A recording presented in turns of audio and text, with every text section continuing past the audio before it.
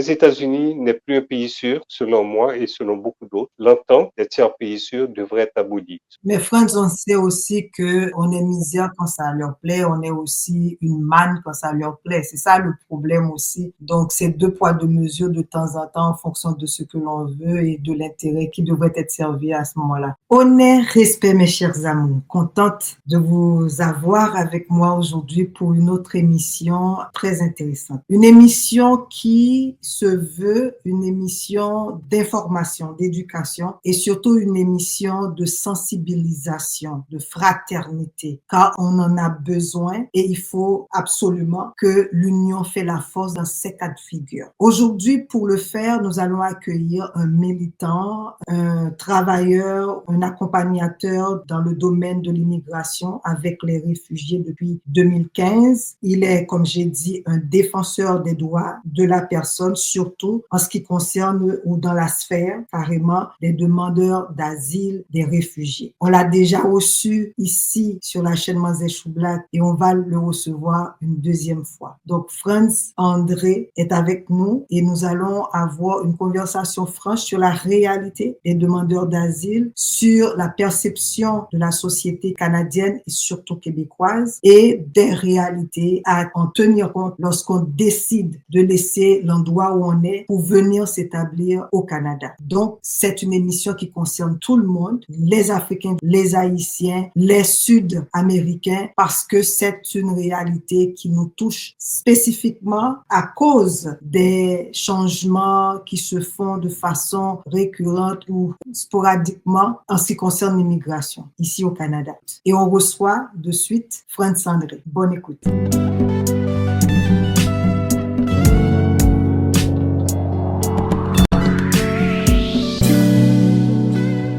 Alors, mes chers amours, c'est un plaisir d'être là avec vous. Comme j'ai fait l'introduction et je vous ai présenté mon invité, vous l'avez déjà eu. Je pense que c'est la deuxième fois maintenant. Oui, c'est exact. Que je te reçois. Alors, c'est toujours un plaisir. Comme vous voyez, j'ai eu à avoir la permission de Franz de le tutoyer. En plus, qu'on est des collègues de longue date, donc je me permets de le faire. Franz, comment est-ce que tu vas? Contente de t'accueillir aujourd'hui. Merci, comme d'habitude, Manzé, c'est toujours un plaisir. Ça va, ça va. Je reviens d'une grippe qui m'avait un peu terrassé le jour de Pâques. J'ai pas pu aller chercher les petits œufs de chocolat, là. Mais ça va mieux, ça va mieux. Alors, l'année prochaine, alors, ok. Oui, dans les circonstances, ça va bien. Super, super, contente de te revoir. Alors, malgré les difficultés, on va vous parler, comme je l'ai introduit, de l'immigration. La première des choses, on va faire une entrevue en tout noir. Quelle est la réalité, en fait, actuelle de la situation des immigrants, entre autres des réfugiés, ici au Canada et surtout au Québec? Bon, je ne sais pas où on peut retourner, mais si on parle généralement de réfugiés, si on parle de demandeurs d'asile, on devrait les associer au chemin Roxham, parce que c'est un point d'entrée irrégulier. Vraiment, beaucoup de gens qui parlaient d'illégalité, ce n'est pas le cas. Il y avait, comme je pourrais dire, une brèche dans les entrées au Canada, mais c'était légal. Donc les gens, au lieu de passer par la frontière régulière, passaient par cet endroit qui s'appelait chemin Roxham. C'était depuis au moins, je dirais, dans les années 2002, 2003, si je me trompe. Peut-être même un peu plus tard. J'ai pas la date exacte. Alors, les gens profitaient de la Convention de Genève. Donc, la Convention de Genève qui statue c'est quoi être un réfugié. Si on fuit la persécution, si on fuit que notre vie est en danger, soit dans notre pays d'origine ou dans d'autres pays dans lesquels on passe, les pays signataires de cette convention devraient permettre à ces gens de venir à leurs frontières puis de dire, écoutez, ma vie est en danger ailleurs, j'ai besoin de votre protection. Donc, c'est une opportunité de démontrer que notre vie est en danger, puis il y aura une audience, il y aura une évaluation de la chose, et puis il y aura une décision qui sera remise à l'intérieur d'une audience où il y aura, normalement, le vrai mot, c'est commissaire, contrairement à beaucoup de gens qui le qualifient de juge, mais c'est le commissaire qui va juger d'une demande. Donc, il faut qu'on retourne au chemin Roxham qui a permis à des milliers de gens de rentrer d'une manière irrégulière, et en attendant que leur demande soit évaluée, bien, on accumule, ça a été des milliers de gens qui sont présentement au Canada et qui n'ont pas forcément un statut de résident permanent. On parle présentement au Canada, on parle de plus de 500 000 personnes qui ont des statuts, ça peut être sans papier, ça peut être sans des demandeurs d'asile, ça peut être des gens qui n'ont aucun statut. Alors on parle de à peu près 500 000 personnes qui, on le souhaite, et puis ça fait maintenant depuis au moins 2021, nous inquiète parce qu'il y avait ce mandat qui avait été donné au ministre de l'Immigration du temps. Jusqu'à aujourd'hui, on n'a pas pu l'obtenir. Et avec ce qui se passe présentement, où les discussions, tant au fédéral qu'au provincial, sont que l'immigration est un poids sur la société canadienne ou la société québécoise, que ça met un poids sur le système de santé, un poids sur le système d'éducation et la question des logements, où les coûts des logements sont énormes et qu'on n'arrive pas à trouver. Bien, ça a créé, à cause justement de cette discussion entre fédéral et provincial, ça a créé un climat où les gens, quand je dis les gens, les demandeurs d'asile, les 500 000 personnes élues, se sentent très malvenus présentement au Canada. Donc, il y a un climat extrêmement toxique et irrespectueux, considérant que nous sommes encore signataires de la Convention de Genève.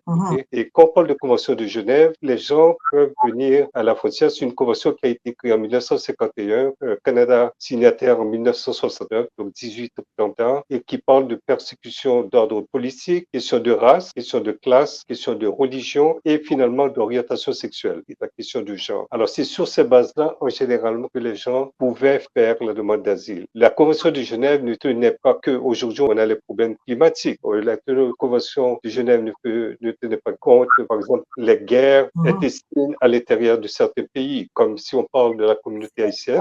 Les déplacés internes. Voilà. Alors, c'est des choses comme ça que la Convention de Genève ne tenait pas compte. Alors, présentement, au Canada, on a plus de 500 000 personnes qui souhaiteraient qu'il y ait un programme très large de résidence permanente. Par contre, la complication qu'on a maintenant, c'est que le chemin Roxham, avec la pression que M.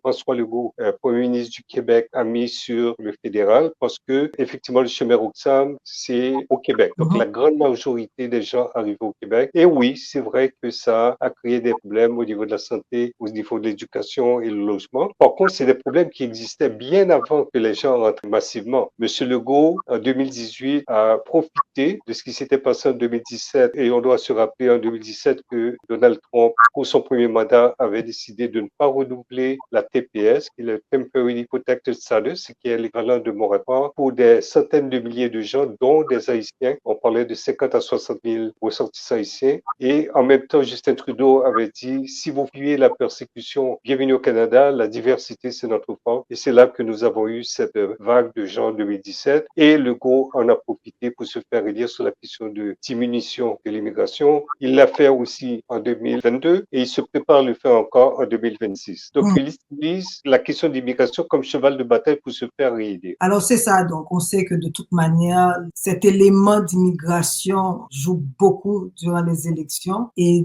d'ailleurs, certains hommes politiques se font élire à cause de ça. Le fait de serrer la vis fait en sorte que certaines personnes vont les voter. Mais Franz, dis-moi, on parle souvent, on voit dans les médias qu'on a mis l'accent sur les Haïtiens, la venue des Haïtiens et ces Haïtiens qui envahissent le Québec, tout ça. Est-ce que c'est la réalité? Est-ce que c'est seulement que des Haïtiens qui arrivent dans la porte de ces frontières-là au Canada et au Québec? Certainement, c'est pas seulement les Haïtiens. Il faut maintenant regarder le contexte américain, ce qui se passe aux États-Unis avec Donald Trump. Alors, il faut tenir, si on parle de la communauté haïtienne, c'est pas seulement la communauté haïtienne. Il y a ce qu'on appelle la TPS, donc il y a les Temporary Protected Status, c'est des centaines de milliers de gens qui ont ce programme qui avait été mis en place par Barack Obama, ce qui était de permettre à des gens qui n'avaient pas de statut d'être protégés. Dans le cas des Haïtiens, il y avait eu le tremblement de terre, donc on voyait que Haïti n'était pas en mesure d'accueillir des gens qui sont sans statut aux États-Unis. Ensuite, il y a Joe Biden qui, lui, en 2021, a démarré le programme Parole. En Haïti, aussi, c'est le programme Biden, non? Qui permet à des milliers de nos compatriotes, effectivement, d'être sponsorisés, d'avoir quelqu'un aux États-Unis qui faisait une demande pour qu'ils puissent venir dans un programme de Parole pendant 2 ans. Donc, ils auraient le droit de travailler, et puis après 2 ans, on verra. Mais le on verra est venu beaucoup plus suite qu'il y a 2 ans. C'est là que Donald Trump, dans sa promesse électorale l'année dernière, a parlé de déportation massive et il a parlé effectivement d'annuler les deux programmes, donc soit la TPS et en fait le programme Biden, ce qui en fait il a exécuté. Et là, on a cette communauté haïtienne, principalement qu'il avait visé directement avec la question des chiens et des chats. Les Haïtiens mangeaient les chiens et les chats de leurs voisins, Springfield, Ohio. Donc ça a créé un mouvement où les Haïtiens ont vu que cet homme qui est extrêmement imprévisible, en fait, les pourchassait. Et comment le mouvement a commencé déjà bien avant le mois d'octobre, mais intensifié octobre-novembre. Et on a vu les chiffres des derniers mois qui démontrent qu'effectivement, il y a plusieurs milliers de gens qui sont arrivés à la frontière, pas seulement des Haïtiens, mais principalement des gens d'origine haïtienne. OK, donc est-ce qu'il y a, et en termes de diversité de gens qui arrivent, est-ce qu'il y a certaines personnes qui viennent de l'Afrique, du continent Boulogne? Si oui, quelle est la communauté qui est la plus touchée par cette ruée d'individus qui cherchent un havre de paix? Bon, pour ce que je sais des gens que j'accueille ici, certainement pas seulement des Haïtiens, mais c'est principalement, majoritairement des Haïtiens. Et la raison pour laquelle, et c'est là que je dois expliquer les conditions qui permettent aux gens d'arriver à la frontière et de revendiquer l'asile. Alors, suite à la fermeture du chemin Roxham le 24 mars 2023, comme je dis, beaucoup de pression que François Legault avait mis, mais aussi Joe Biden. Et donc, ils ont fermé rapidement, même sans prévenir. On savait qu'il y avait une possibilité, mais quand ça a été fermé le jour même, personne ici attendait que c'était à ce moment-là. Pour finir, ils ont mis des restrictions, des exceptions de qui peut venir ici au Canada et faire une demande d'asile. Moi, je qualifie ça plus comme étant un programme de réunification familiale qu'un vrai programme de demande d'asile. Et pour cela, il faut avoir des parents, ce que je qualifie de premier degré. Donc, les grands-parents, les parents, les époux, épouses, les enfants, mon oncle et ma tante. Auparavant, il y avait les cousins qu'on rajoutait, mais ce n'est plus le cas. Donc, si vous avez un de ces parents, il faut les démontrer à travers les certificats de naissance ou d'autres documents. Je dirais, il faut démontrer scientifiquement qu'il y a un regroupement, que les gens sont vraiment des parents. Parce que c'est arrivé à la frontière des fois,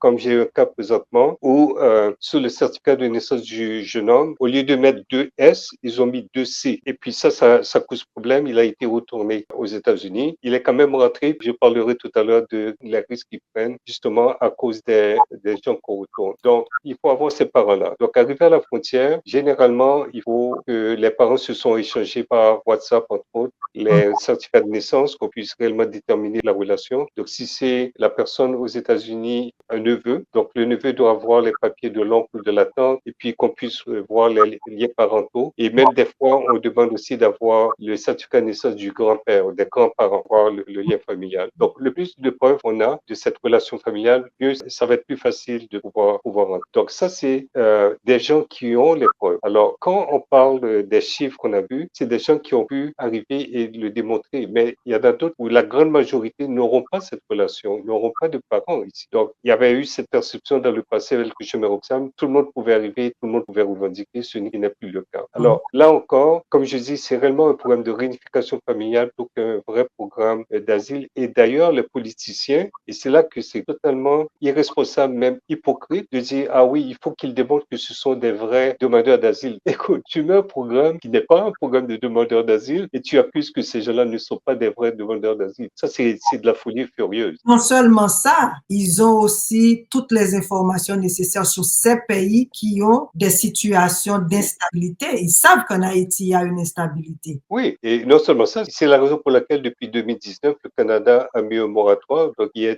un sursis temporaire administratif de renvoi. Ça veut dire s'il y a des gens qui sont sans statut, ce qui est le cas présentement, s'ils ont été refusés lors de l'audience et qu'ils n'ont pas encore d'autres procédures en place, normalement on pourrait les déporter s'il n'y avait pas le moratoire. Donc si le Canada a décidé de mettre un moratoire pour ici, c'est parce qu'ils reconnaissent justement la dangerosité, l'insécurité aiguë qui fait qu'on ne devrait pas avoir à retourner les gens en Haïti. Et depuis le mois d'octobre, ce que je fais, c'est que je mets les États-Unis comme un pays de persécution parce que les gens reçoivent les documents qui disent le programme a été éliminé, donc ils sont en train de courir parce qu'ils ne veulent pas se faire déporter parce que Donald Trump exécute les déportations. Il y a plusieurs avions qui sont rentrés récemment au Cap-Haïtien, donc c'est normal que les gens quittent. Et puis en plus de ça, ils ont leur groupe ICE qui va aller chez les gens et qui vont même les amadouer pour pouvoir les faire sortir et les arrêter. Donc ça, c'était tout un Oui, délire.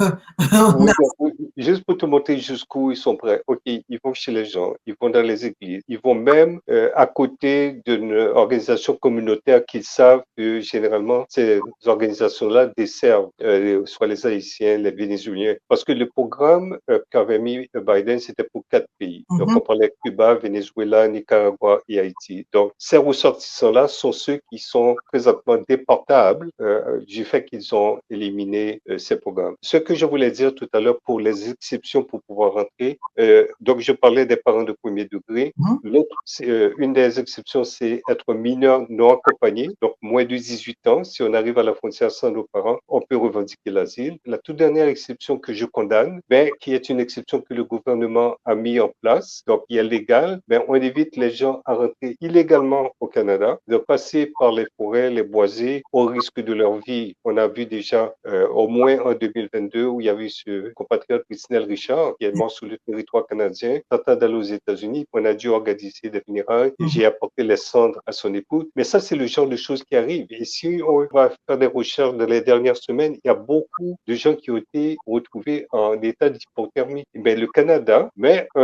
une exception qui dit rentre par les boisés au risque de ta vie, que tu tombes dans les rivières. Et puis, une fois que tu es là, maintenant, tu dois attendre 14 jours cachés quelque part. Et après 14 jours, maintenant, tu peux faire la demande d'asile. Ça veut dire, il faut démontrer jour 1 et il faut démontrer jour 14. Là, maintenant, tu peux régulariser ton statut. C'est ridicule. C'est criminel même de faire de... Très criminel. Et Oui. malheureusement, la population ne comprend pas réellement ce qui se passe. Donc, les politiciens utilisent cette situation-là. Ils font peur aux gens comme quoi ils vont perdre leur emploi, ces gens vont nous envahir et malheureusement, beaucoup de gens se laissent aller dans ces balivernes-là. Mais maintenant, en termes de processus, lorsqu'on arrive ici, Franz, quelles sont les étapes pour quelqu'un qui arriverait comme demandeur d'asile ou réfugié? Bon, la personne donc qui est acceptée à cause de sa relation familiale, une fois qu'il l'a démontré, on va appeler le parent qui est ici pour venir les chercher. Et le but justement, une des grands buts était d'éliminer les coûts que ça représentait, d'avoir des hôtels, Mhm. d'avoir à nourrir ces gens. Le but, comme je dis, c'est réellement un programme de réunification familiale. Le parent ou la parent prend en charge la personne qui arrive. Donc, il n'y a pas de coût à l'État en dehors de l'aspect administratif à l'accueil et puis d'autres aspects administratifs par après. Mais la prise en charge de loger puis de nourrir, c'est le parent qui va le faire. Alors, une fois maintenant qu'on te laisse rentrer parce que c'est démontré que il y a cette relation, on envoie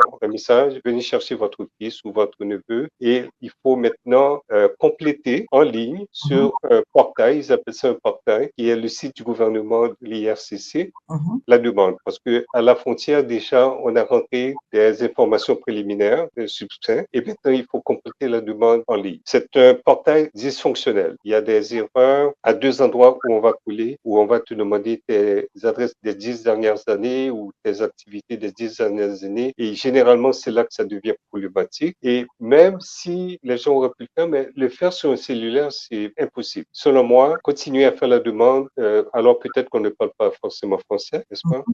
Il y a des gens qui ont peut-être passé par Brésil, Chili et autres. L'anglais est limité. Bien comprendre et bien lire ce qui a été écrit, puis bien répondre, c'est pas évident. Donc, c'est toujours préférable de trouver quelqu'un, soit d'une organisation ou bien quelqu'un comme moi, qui sait comment naviguer à l'intérieur du portail et compléter la demande en ligne. Alors, à la frontière, on va vous dire que vous avez 45 jours pour compléter la demande.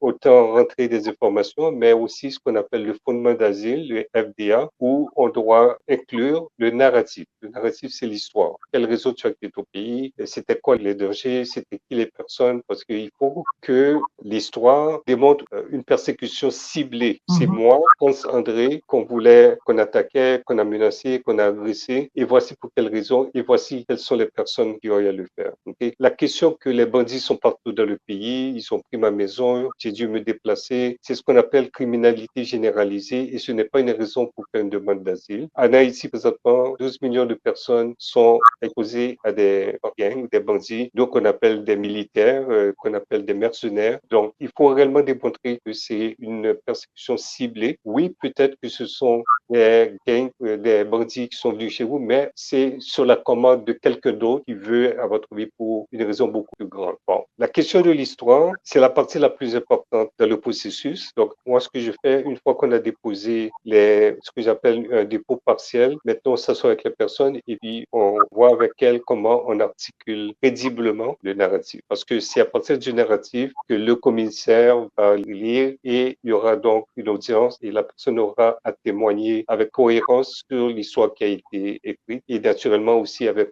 conviction. Et c'est là que le commissaire ou la commissaire aura à prendre une décision de vie ou de mort. Et c'est la manière que je le dis. C'est une personne qui doit évaluer si éventuellement cette personne-là vont être retournées. La Alors, vérité. oui, on a le luxe, si je peux dire ainsi, d'avoir un moratoire qui empêche la déportation, mais imagine des pays qui n'ont pas de moratoire, des pays de beaucoup d'Afrique de l'Ouest, dernièrement qu'on a eu, ou bien d'autres pays comme l'Algérie, Tunisie. J'ai beaucoup de gens avec qui je travaille qui étaient exposés à des déportations parce qu'il n'y a pas de moratoire. Oui, et puis aussi, ils vont regarder est-ce que ce pays est stable. Ces deux pays actuellement sont considérés stables, ce qui fait que ça joue énormément sur le dossier, n'est-ce pas? Oui, et puis je ne veux pas accuser les commissaires qui sont automatiquement, ils viennent avec l'idée qu'on va refuser. Je crois qu'il y a une certaine sensibilité à ce que vivent les personnes dans leur pays d'origine. Je crois aussi, puis je souhaite aussi que le commissaire ou qualifié de juge voit que, bon, généralement, c'est de jeunes personnes qui viennent ici et qui ont un bel avenir éventuellement pour le Canada. Et ils vont contribuer longtemps, d'autant plus qu'il y a une pénurie de main-d'œuvre. Et c'est très souvent aussi des gens qui ont quand même un bagage intéressant professionnellement, qui sont des gens formés, qui parlent, dans grande majorité, si on parle des Haïtiens, qui parlent français ou bien qui vont très rapidement apprendre le français. J'ai des gens que j'ai rencontrés, que j'ai aidés à l'accueil et puis quelques mois après, ils parlent presque le français que toi et moi on parle. Donc la question de francisation n'est pas un problème pour la communauté haïtienne. Alors, à quoi devrions-nous nous attendre les jours qui viennent? Est-ce que le gouvernement va continuer à faire peur aux Canadiens par rapport à ça et aux Québécois? Est-ce qu'il y a une façon que nos communautés peuvent vraiment se mettre ensemble pour aider ces gens-là? Qu'est-ce qui est fait en ce sens-là en termes de support communautaire? Bon, je dois d'abord commencer par condamner le ministre de l'Immigration, Jean-François Auberge, qui il y a 2 semaines a parlé qu'on ne peut pas accueillir les misères du monde. Et ça, c'est extrêmement insultant. C'est complètement irresponsable de sa part de parler de gens qui viennent ici chercher une meilleure qualité de vie. S'il n'y avait pas cette misère du monde dans les années 2020, durant Covid, qui ont sauvé des vies comme préposés aux bénéficiaires, à travailler à 13 dollars de l'heure, alors que d'autres Canadiens québécois de souche qui avaient le même emploi gagnaient presque le double de leur salaire. S'il n'y avait pas cette misère du monde, il y a des vies de Québécois, de Québécoises, de Canadiens qui n'auraient pas été sauvées. Raison pour laquelle François Legault avait qualifié de travailleurs essentiels au début, mais après, ça a été les anges gardiens. Ils ont applaudi, ils ont fait tout un truc dessus et là maintenant, d'un coup, ces gens sont devenus des censures du système. Comment on explique ça? Bien, moi, j'explique que c'est de la politique, la petite politique de gens qui sont essentiels, n'est-ce pas? Parce que moi, je me rappelle très bien, moi, je me promenais dans les rues durant le confinement où tout le monde était à la maison, peut-être devant leur Netflix à manger du Uber Eats. Et c'est des gens qui étaient dans les rues à travailler 2 ou 3 emplois. Les moments qu'ils dormaient, c'était dans le métro entre 2 emplois parce qu'il y avait personne d'autre pour travailler. Donc, il y avait comme davantage pour nos gens. Et puis, quand je dis nos gens, je parle des gens de notre diversité qui étaient dans les rues. Montréal, entre autres, était devenu un pays du tiers-monde. On voyait très peu le blanc. Et la seule personne blanche que je voyais, puis je fais des blagues avec ça, c'est l'enseigne sur les poteaux de signalisation. Le petit bonhomme blanc te dit, tu peux marcher. En dehors de ça, c'était rare. Alors, comment expliquer ça? Bien, c'est que M. Legault continue à surfer sur la question diminution de l'immigration, défendre les valeurs québécoises. Et puis, on a vu un autre de ses ministres de l'immigration, M. Boulet, si je me trompe, c'était peut-être en 2022, qui avait fait la déclaration que 80% des nouveaux arrivants restent à Montréal, ne parlent pas français et n'embrassent pas les valeurs québécoises. Il a fallu qu'il démissionne de ce poste. Un super ministre qui avait d'autres chapeaux. En plus, c'était ministre de l'Emploi. qui très souvent doit interagir avec justement les demandeurs d'asile, mais il a quand même eu à démissionner. Donc, Monsieur Roberge, personnellement, je crois qu'il devrait démissionner. On peut pas avoir Daniela Feria qu'on qualifie de Québécois d'origine haïtienne. Moi, je me réclame un Haïtien qui vit au Québec et heureux de vivre au Québec, mais je serai jamais un Québécois d'origine. Je suis d'origine haïtienne avant tout et je suis heureux d'être au Québec. Alors, on peut pas continuer à avoir des gens comme Daniela Feria. On a Samuel Pierre qui est sorti la Polytechnique. On a Dr Coron qui avait fait la première opération de fœtus à l'intérieur de la part de sa mère. Lionel Carman, qui est ministre de la Santé et des Services sociaux dans le gouvernement de la CAQ. Ça, c'est un jeune homme, neurologue brillant, infantile, qui travaille sur l'épilepsie infantile, qui est brillant. Mais Lionel Carman est un produit de cette misère du monde qui est arrivée dans les années 70. C'est un produit de cette misère du monde. Mais Franz, on sait aussi que on est misère quand ça leur plaît, on est aussi une manne quand ça leur plaît. C'est ça le problème aussi. Donc, c'est deux poids, deux mesures de temps en temps en fonction de ce que l'on veut et de l'intérêt qui devrait être servi à ce moment-là. Mais maintenant, et Franz. En fait, tu m'avais posé une question, comment la communauté s'organise. Bon, à la déclaration de Monsieur Roberge, et puis avec tout le bruit que ça fait, il faut pas oublier, avant tout, avant d'aller là, il y a Pierre Paulien, et les autres chefs de parti qui ont parlé de la question d'immigration, parce que si je me trompe, il y a plus de 68% de la population canadienne, si ce n'est québécois, qui s'inquiète de cette migration qui vient mettre du poids sur nos systèmes. Mais Pierre Paulien, à un certain moment, criminellement, je dis criminellement, a utilisé le mot demandeur d'asile et le mot de criminalité, comme quoi on doit s'assurer que ce ne sont pas des criminels. C'est le même langage que Donald Trump. Et c'est là que je dis, j'ai l'impression que Pierre Paulin a déjà accepté d'être le 51e gouverneur des États, dont le Canada sera le 51e, parce qu'il a exactement la même posture. Et ça, c'est criminel. Donc, dans la communauté haïtienne présentement, il y a quelques soubresauts d'indignation de certaines personnes, de certaines organisations. Il y a un groupe qui a été créé en 2017, la CHPM, la Concertation haïtienne pour les migrants, qui s'est redynamisée pour justement voir comment on va démontrer notre indignation, mais demander des excuses, bien entendu. Donc, la CHPM, nous avons eu des rencontres virtuelles. Il y a une lettre qui avait été envoyée au ministre Roberge par courriel. Elle a été remise aussi par Franz Benjamin, qui est député d'Anvio, d'origine haïtienne. Ça a été remis à notre chaîne. Oui. Oui, donc il a été remis et jusqu'à présent, on n'a pas de réponse du ministre Robert. Alors, on continue. Il est clair, selon moi, on aurait dû déjà être dans les rues. Et la raison pour laquelle, c'est que je te dirais presque chaque famille ici, quelque part, a un parent qui vit la réalité aux États-Unis de peur d'être déporté. Donc, je crois qu'il y a une sensibilité immédiate de tout, parce que je reçois les appels. J'ai ma cousine, parmi les gens qui ne peuvent pas entrer, j'ai ma cousine, j'ai le cousin de mon cousin, et ce sont des gens qui ne peuvent pas entrer. Donc, il y a une inquiétude des gens ici qu'on pourrait sûrement mobiliser. Malheureusement, et puis je pense que tu l'as constaté également, la communauté haïtienne n'est pas aussi mobilisée que ça a déjà été dans le passé. Et quand je parle des années 70-80, quand il y avait des manifestations, il y avait quand même beaucoup de gens dans les rues, ce qui n'est plus le cas. Mais je crois que le contexte actuel justifierait qu'on puisse faire un rassemblement, une manifestation devant le consulat américain ici ou bien l'ambassade à Ottawa et parler justement de cette indignation. Je ne vois pas encore cette mouvance.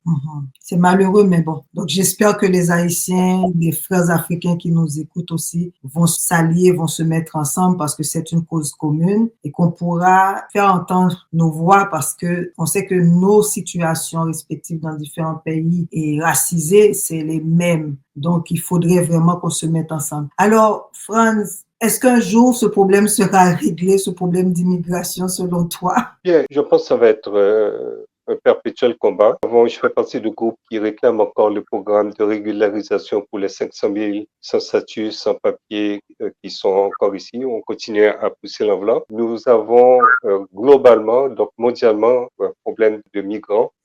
Donc, je pense pas pas que ça va se régler du jour au lendemain. Je crois que le Canada ne respecte pas ses obligations contractuelles, donc être signataire de la Convention de Genève et alors qu'on ne respecte pas cette convention, pour moi, c'est irresponsable. Je crois que la question du tiers pays sûr, parce qu'il y a une convention, un traité entre les États-Unis et le Canada qui se reconnaissent l'un et l'autre d'être un pays sûr, à savoir qu'il n'y a pas de risque, alors que c'est pas le cas. Donc, depuis le mois d'octobre, quand je fais ce qu'on appelle les fondements d'asile, on te demande quel pays qui représente pour un danger. Je rajoute les États-Unis. Je mets Haïti, mais je rajoute systématiquement les États-Unis parce que les gens ont preuve à la main cette lettre qui a été envoyée leur donnant jusqu'au 24 avril pour quitter le pays, ou bien notre programme qui se termine le 3 août. Donc, présentement, les gens quittent parce que leur vie est en danger de peur d'être retournés dans des pays où ils vont vivre un enfer.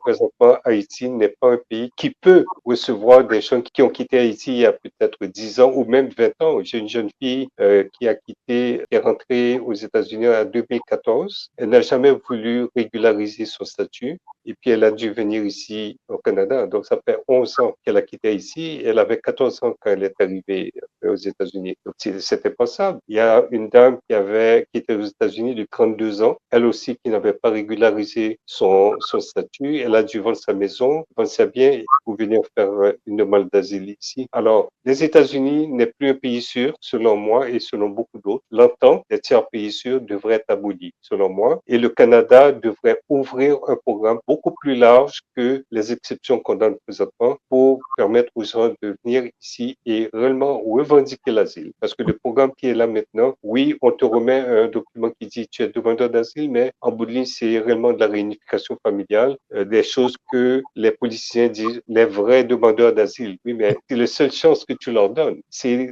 de revendiquer alors que c'est un programme de réunification familiale. Alors, c'est malheureux, mais on va continuer à se battre pour la justice sociale. Je crois que nous avons tous, individuellement et collectivement, une obligation de montrer que le Canada a déjà été un pays d'accueil qui était généreux et qui ne l'est plus. Mes parents, quand ont choisi en 61, c'était une bonne décision. Je suis très fier qu'ils ont fait ce choix. Je me sens totalement intégré. Je me sens citoyen à part égale. Suis-je un Canadien d'origine haïtienne? Suis-je un Québécois d'origine haïtienne? Non. Je suis un Haïtien qui vit fièrement et heureusement ici au Canada. Pour moi, c'est ça. Alors, pour conclure, Franz, je vais te laisser avec tes paroles de sagesse, comme je le dis souvent, pour qu'on puisse conclure cet entretien-là. Bon, ce que je dis à nos communautés, il faut rester solidaire. Effectivement, il faut pas vivre en silo, il faut pas vivre en isolation. Je crois que malheureusement, la réalité est celle-là, c'est que nous sommes une diversité. Nous n'avons pas les couleurs, les bonnes couleurs.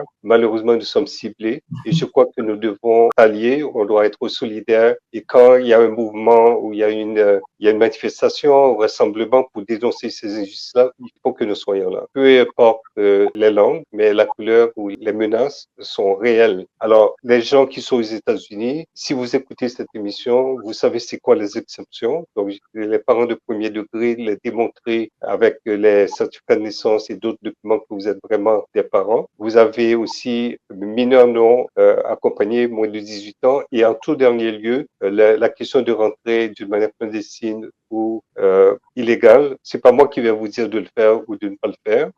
Une fois au Canada, si vous êtes au Canada, moi je veux m'assurer que vous êtes en sécurité. Je veux m'assurer que vous êtes en sécurité. Donc contactez-moi une fois au Canada. C'est pas moi qui vais vous dire comment rentrer. Je vous mets quand même une mise en garde de faire attention, de quelle manière vous rentrez. Ici avec des passeurs, il faut faire attention. Mais si vous êtes au Canada et que on doit vous régulariser dans les 14 jours, je peux vous accompagner. D'accord, Franz. Merci beaucoup. Merci d'avoir accepté de faire ce passage une deuxième fois à notre émission. J'espère que les gens qui nous écoutent, comme je l'ai dit, Africains, Haïtiens, Amérique du Sud, c'est le moment de faire la fraternité sur une cause qui nous concerne et qui va continuer de nous interpeller parce que nos réalités internes dans nos pays font en sorte que on est obligé de quitter précipité et dans des conditions, comme vous le savez, assez dramatiques. Alors, merci Franz d'avoir été là. Merci de nous avoir écoutés. Et n'oubliez pas de vous abonner, commenter et partager l'émission. Alors voilà, tout est dit. À bientôt, Franz, parce que je sais que tu vas revenir. On a toujours à dire. Et surtout sur ce dossier-là qui évolue et qui a des changements qui se font du jour au lendemain par les autorités et les décideurs. Alors voilà. Il y a le 1er mai qui est la fête des travailleurs à Cuba. Bien, j'y serai. On va marcher en solidarité. Cuba a tellement aidé, continue d'aider Haïti. C'est la moindre des choses d'être à côté du peuple cubain. Alors voilà, tout est dit. Et merci encore et merci d'avoir été là. Je vous dis tous, comme d'hab, Keve Jam Palagé. Bisous, câlin. Merci beaucoup.